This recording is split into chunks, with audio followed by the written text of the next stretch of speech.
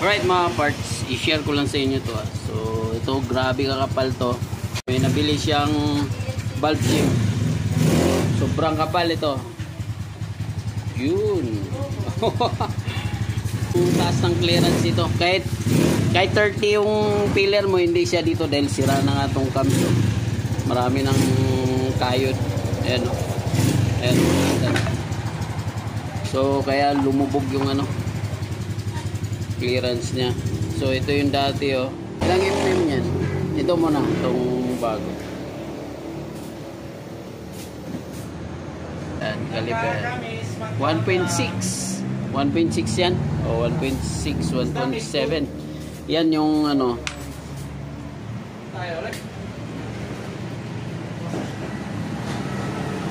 .9. Napakakapal lahat yan. So paano to pag niliha mo, napakatagal. So napanood ko lang din to sa mekaniko ni Kapro TV. Ano ito, diskarte, ano, malupit. So niliha ko na yan. Pag niliha mo yan, napakatagal ito. Videoin mo nga ito dyan. Kapagin tayo. Yan ba yung Aerox mo, ano?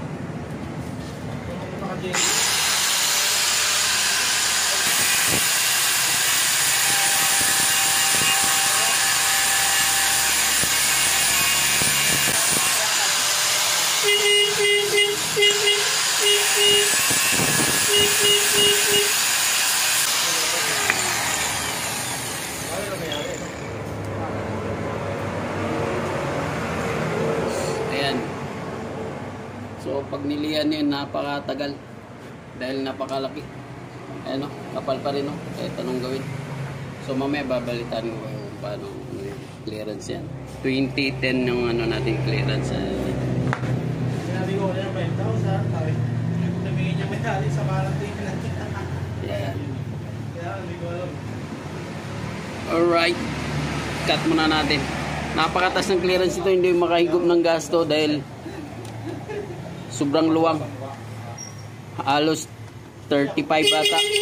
Lusot yung ano, filler. Okay, cut muna natin. Alright mga parts, napakakapal. So ang tagal bago makuha mo yung tamang clearance. 2.9 yung ano niya, sukat. So babawasan mo ng ilang mm, mga siguro 10. Sinakuha ko na dito ano, 2.2 ito sa kabila. So dito naman sa kabila sa exhaust, so kukunin ko yung tamang clearance. Napakakapal. So ang diskarte ganito lang, tuturo na namin sa inyo.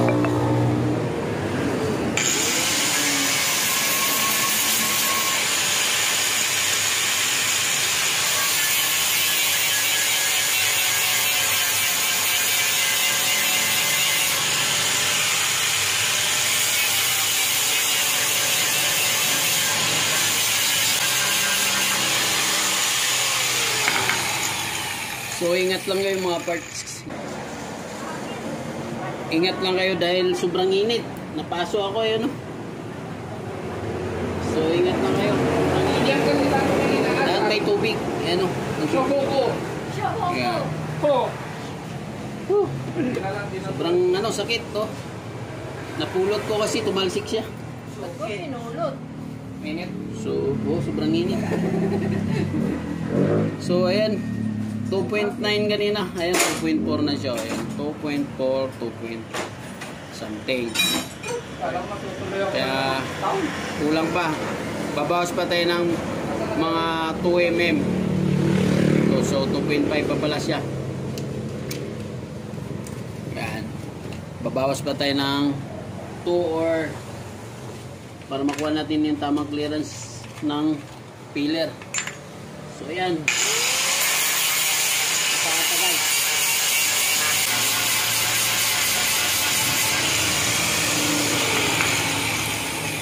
Kailangan may magnet. Tubig at saka magnet. Ayan. Para hindi mapasok. Napasok ka tuloy. Paso ako eh. So ayan, clearance natin dito. Sana yung ito lang nga dito nyo isukat yung ano, yung filler nyo. Huwag yung nakapaklas to dahil iba yung nahigpit yung stud bolt kaysa doon sa hindi. Kasi mag-iiba yung clearance pag hinigpitan nyo na yung stud bolt. Mag-iiba yung clearance ng filler. So dapat nakakabit dito. Maliwanag. Shout out. Tutok Sa mga ganito, dapat mahaba pasensya nyo. So bukas lang. Meron kaming power tool. Mura, yung iba nagtaasa na. Tayo lang mura, siyempre. Wala na mura. Yan kaya. Ha? Okay. Ah. Taas pa rin. Taas pa rin dyan. Bawat rin tayo. Taas pa rin. So alright, cut muna natin. Babawasan ko muna sa inyo. Hindi, ano ganyan. Pause mo lang, babe. Alright, 2.4 pa rin. Grabe, ang tagal. Oh. 2.4 pa rin. Babawas pa rin tayo. Ay, grabe. Kapal. Ngayon pa din. So, nagaya lang natin yan sa mekaniko ni Paco.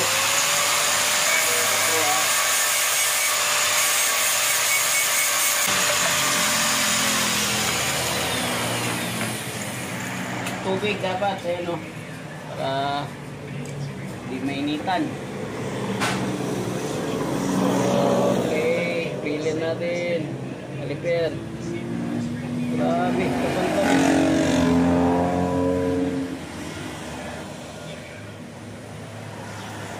Painful pa rin. So, try natin. Abot na siya ng ano. O, 2.3. Testing natin. Dahil kanina 2.2 yun. Baka dito naman. Ano dito?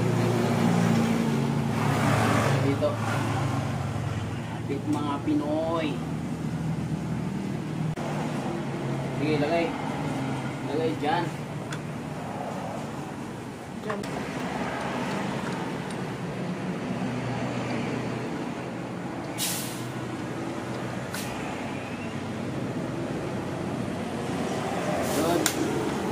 Yun, napasalamat ako dito. Ikot na siya. Ayan, ha?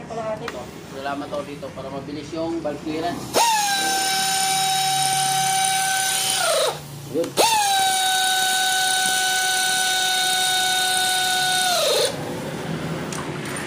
Mas madali yung ano, proseso. So, kulang pa. Baklas ulit.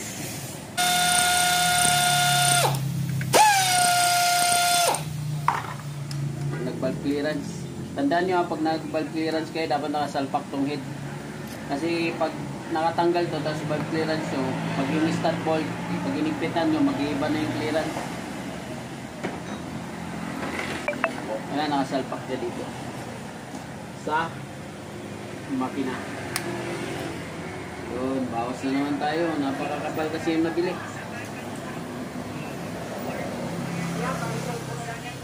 Cut muna dyan. Babawas tayo. Paturo mo dyan kung naka-timing. Ayan o, sabihin mo dyan. Ayan o, naka-timing o. Timing dyan? Oo, naka-timing. Ayan. So, kailangan naka-timing siya bago nyo itusok yung filler gate. Alright. Kulang pa, kunti na lang. Basic. Napapadali yung pagbaklas.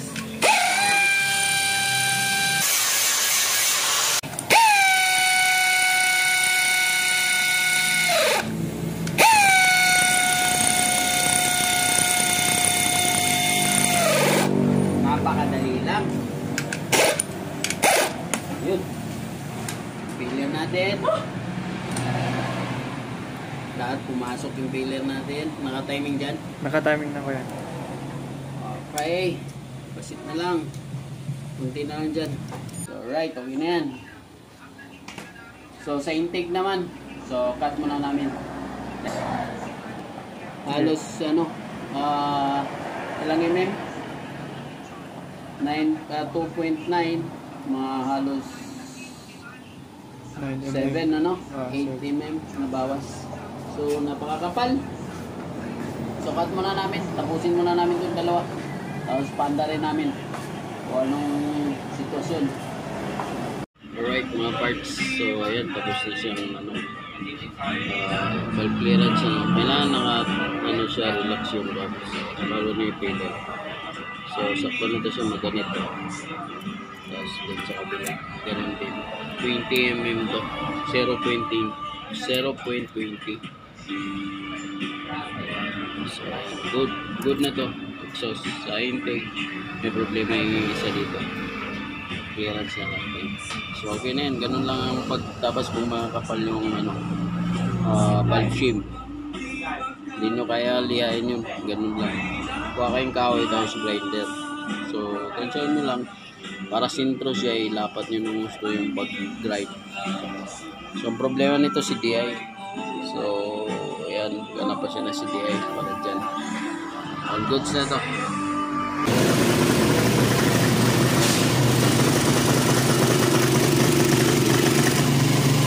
Ang langis. Sige nga. Baltag nun. Ang ito mo dyan. Okay, takpan mo yun dyan.